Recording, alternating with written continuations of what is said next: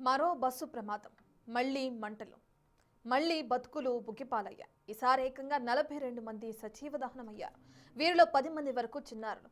ఇందులో ఒకే కుటుంబానికి చెందిన వారు 18 మంది ఉన్నారు. ఈ దారుణం జరిగింది సౌదీ అరేబియాలో. మరో బాధాకరమైన విషయం ఏంటంటే వీరంతా హైదరాబాద్కు చెందిన వారే.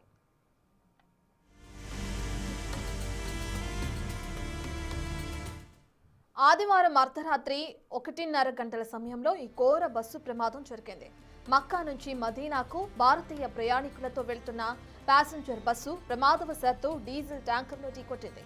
ఆ తర్వాత వెంటనే మంటలు చెలరేగడంతో డీజిల్ ట్యాంకర్ అంటుకుంది. దీంతో వారిని తప్పించుకునే అవకాశమే దక్కలేదు. ఆ ఘోర ప్రమాదం నుంచి కేవలం ఒకే ఒక్కరు మాత్రమే ప్రాణాలతో బయటపడ్డారు. మిగతా వారంతా సజీవ దహనమయ్యారు.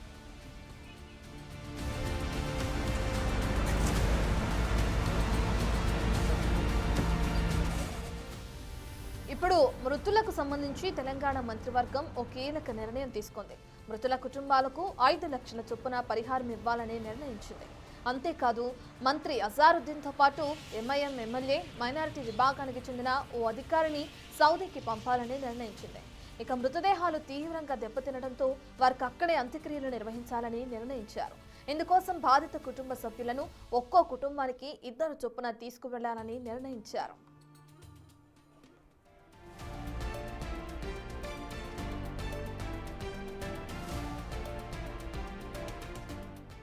హైదరాబాద్లోని మొత్తం 4 ట్రావెల్ ఏజెన్సీల ద్వారా నవంబర్ 9వ తేదీన వీరంతా ఉమ్రాకు బయలుదేరి వెళ్లారు.